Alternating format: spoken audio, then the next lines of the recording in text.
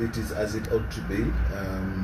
He speaks about sincerity as he opens his intervention. I want, through your platform, for Honorable Kampyongo to know that sincerity is the bedrock of our foundation in this business of politics. He made reference to our participation in the National Constitutional Conference under Mr. Rupia Banda's MMD. It is true. It's true we took part because we think that, and we still think that the MMD government under Rupia Banda, the MMD government under Levi Mwanawasa meant much, much more well than the PF under the late President Sata and West Steel under President Edgar Lungu. And so, you know, there's an adage in English which says once bitten, twice shy. We learnt our lessons, and because experience is the best teacher, we even deposited a little bit of trust in the MMD at that time, and that's why we took part in the NCC. It must be known here that to say we misjudged is not criminal, and so it is our participation in the NCC is something that some of us have lived to regret. Yes, he has said that because of that participation, we were rewarded with allowances. That's true, but it doesn't go further than that, because a mistake was done, and we are bold enough to say it was an error. We should not have participated altogether the way the PF did not participate at that particular time. Then Honorable, we get Honorable Garry Nkombo, I know one of your phones is vibrating. Then we get to a government which is not trustworthy. And even if they try to hibernate the way they do things, PF is simply not a trustworthy government. Okay, together with its officials from the helm right up to the rank and file. And so to assume that the minister says this process was led by stakeholders is also untrue, because the Minister of Justice, in his own words yesterday in Parliament, said that he was the shepherd of this process. He called himself the shepherd of this process. And as he was making his final submission before they went to the vote, he actually considered that this time around it was not even an issue about numbers, but about the morality of getting things the way they wanted to. If it was that, why then would Mr. Tutu Angulube say we've got 10 MPs to help us pass Bill 10 from UPLD if it was not a matter of numbers? So there has to be consistency even on the part of PF.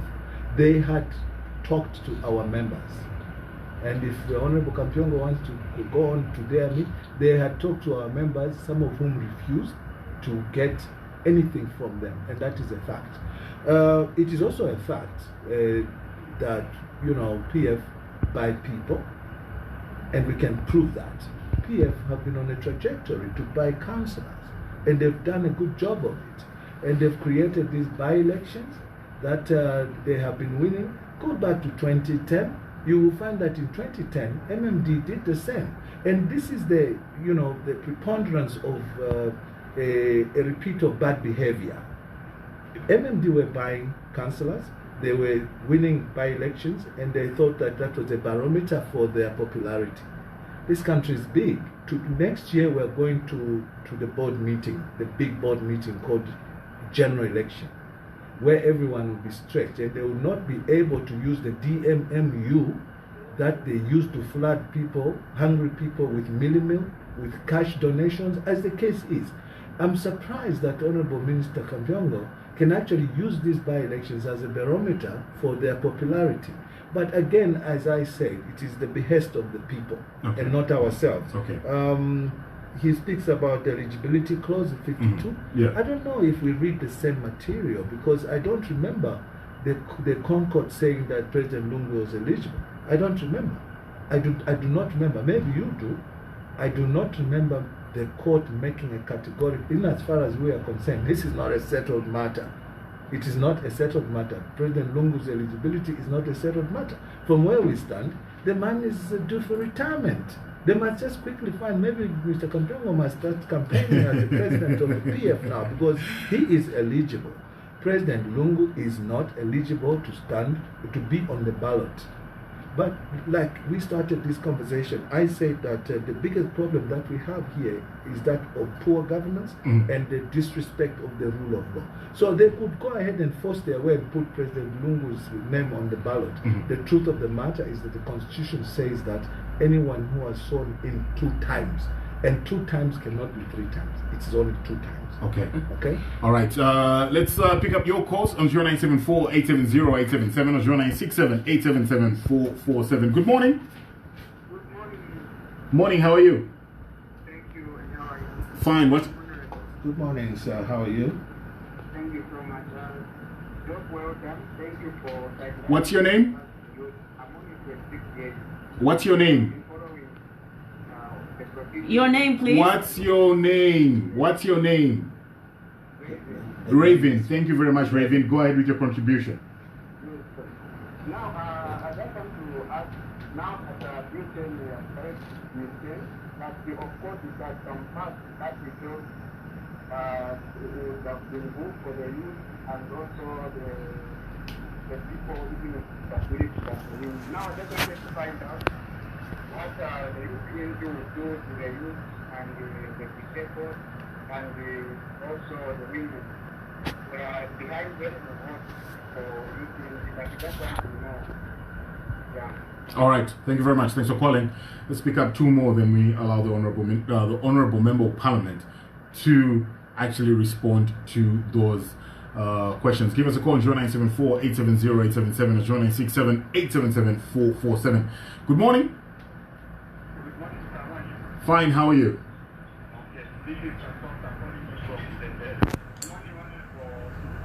Good morning, Mr. Kashoka.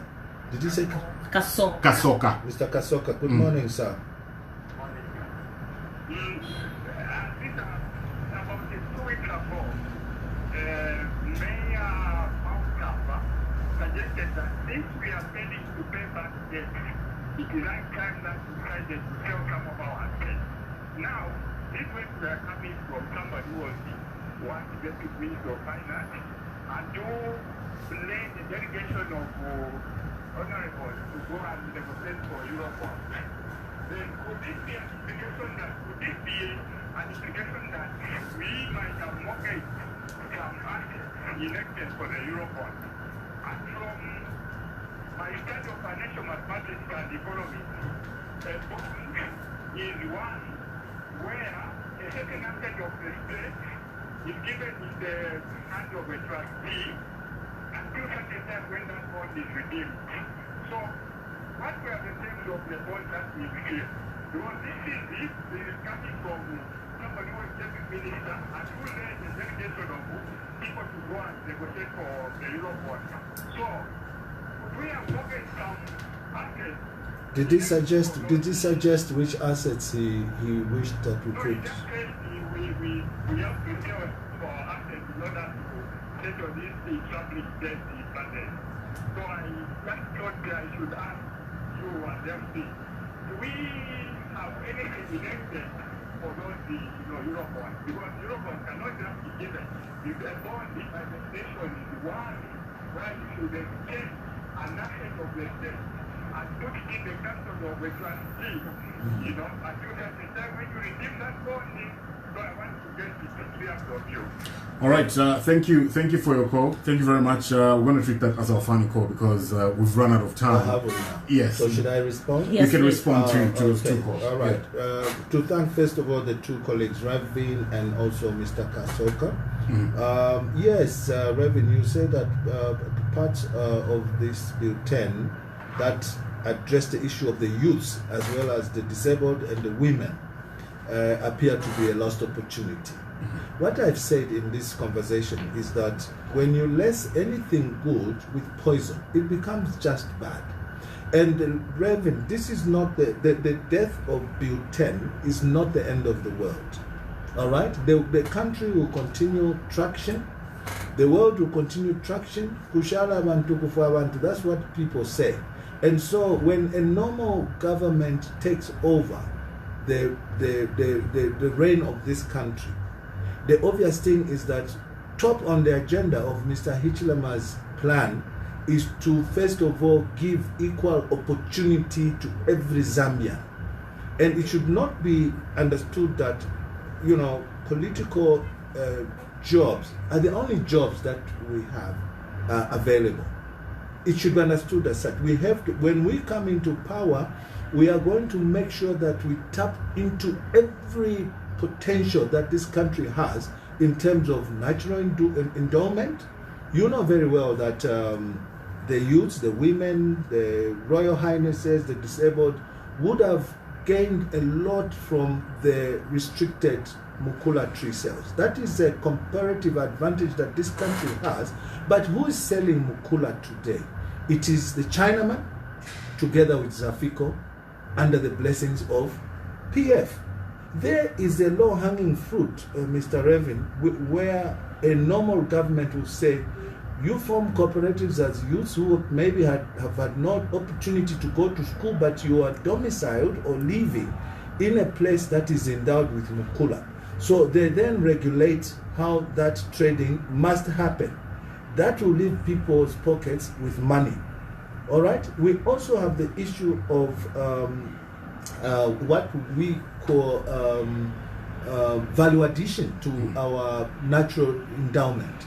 As we speak today, PF have borrowed so much money, which money they've put into roads, which roads are being damaged every single day by the bulk cargo that we are seeing carrying copper cathodes and raw materials to go and create jobs in China for people to refine that copper. When UPND comes into power, we're going to make sure that in the first 5-10 years, we instigate action that is going to make value addition of all our natural endowment where possible to happen here in this country. Okay. We export. I'm just about to now give you a much lower hanging fruit. You know, in this country, we have a lot of beef, nyama.